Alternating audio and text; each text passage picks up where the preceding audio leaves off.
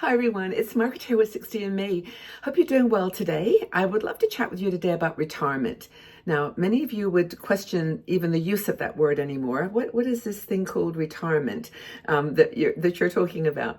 But many of the women in our 60 and Me community, and we have women, by the way, in 150 countries all around the world, where retirement rules and ideas are very, very different. But there are some themes that come through when we ask questions about what you're doing in retirement, how you're spending your time. And a large number of women, a big percentage, over 50%, say that they are, by their definition, retired. They may be doing part-time work, or they might be doing, something volunteering or whatever. But a lot of women are approaching their 60s and 70s with this question mark, like, what is this? What does it exactly mean? And I'd like to talk to you about some myths that retirement, in my opinion at least, is not. And I think that if you can identify with any of these, you might feel like, okay, I am comfortable with this idea, and maybe not. The first thing I think I'd talk about is money, because a lot of us didn't prepare. A lot of us lost money. I lost a lot of money in the 2008 crash, and never recovered. As you do, it's very difficult.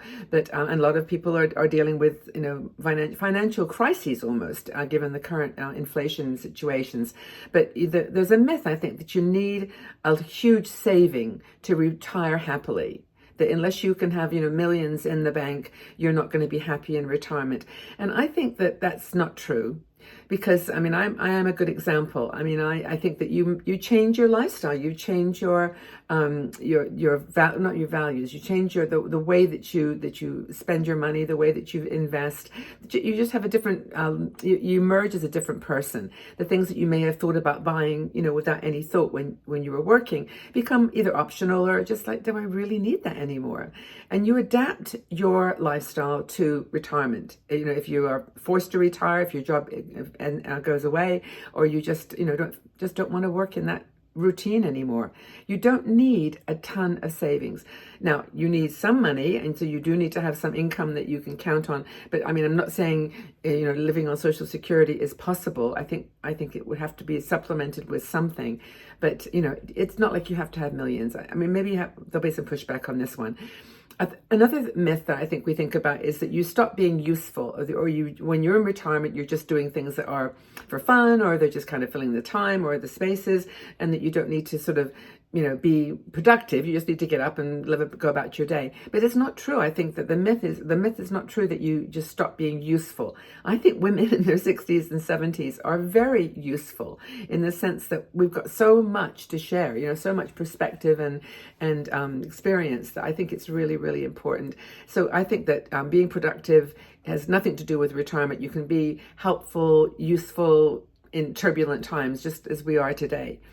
Another thing that I think is a myth about retirement is that you have to downsize. Now, I've just actually done a video on downsizing and decluttering, because I felt like I had a twist on it, which was not to worry about the amount of things, but whether the things reflect your style and reflect who you are. So I don't think you have to downsize dramatically to be happy in retirement. You just need to be happy with the things you've chosen to keep close to you, to keep in your world.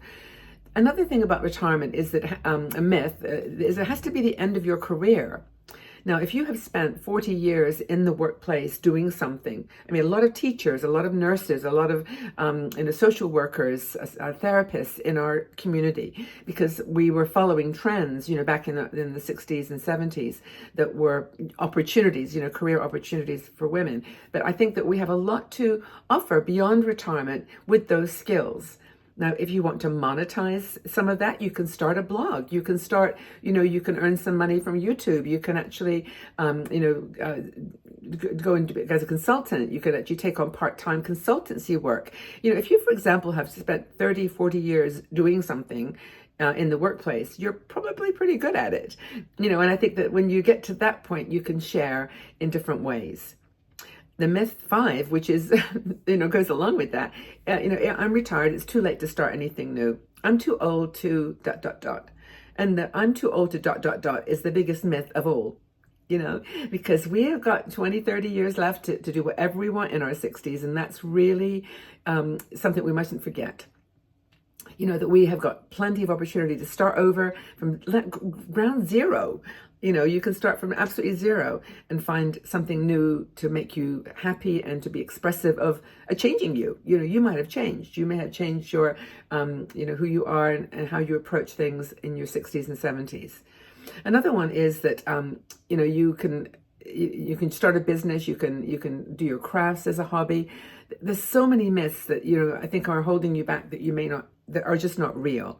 Has anybody, it'd be really interesting to know if anybody's done anything like from scratch, started something completely new, to put it in the comments, because I think a lot of women think, oh, Margaret's just talking because she did that. She started a career with 60andMe like 12 years ago, after, corporate jobs, and I couldn't do that. Well, maybe you've got something you would like to do, or some other people can say, yeah, I did that. I questioned my next step, and I came up with this, and it worked. I think it'd be really useful for us to share with each other.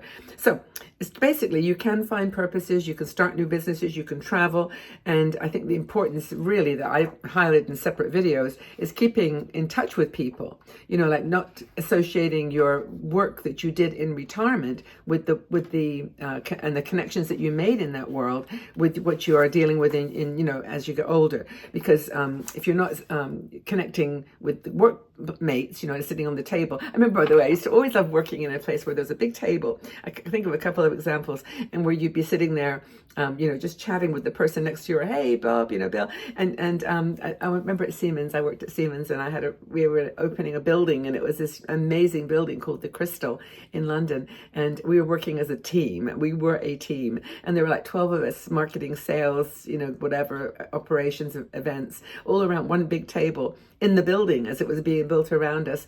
And we just talked nonstop, and we had lunch together. And, that you miss that when you retire. But do it. Join a women's group. Join, a group with other people sitting around the table talking about things. It doesn't have to necessarily even be what you did or what you know how to do. But you've got some things in common as you get older, yeah? Like getting older. And what all that means. What's the purpose of it all? But, you can always do part-time work with your hobbies and with the things that you love, and don't give up. I think the key is flexibility and curiosity. Being curious about new things, giving yourself a chance, like just try something completely different, and know that retirement is not about, having tons of money or having everything all sorted out or being secure. It's just another stage. It's just another chapter in this gorgeous life that we are. If we're here and at the age 60, 70, 80, then we have got, as much opportunity as we give ourselves. That's just my opinion. What's yours? I'd love to know. If you enjoy these chats, please like this video so that we can grow and help other women in their 60s and older. And also, if you're interested in our Patreon group, I want to chat briefly about it. It's a supporters group for 60andMe. We don't charge anything for our content. Everything's free, but we have to pay our bills. So we pay our bills by advertising, which we allow, and also our Patreon group. And this is an amazing group. We meet twice a week in live shows, Monday, Wednesday, and we meet each other online, we chat, and then people get together in the real world too. It's very, very powerful. Patreon.com/60andMe. Take good care, everybody. I'm sending you lots and lots of love, and stay safe and well.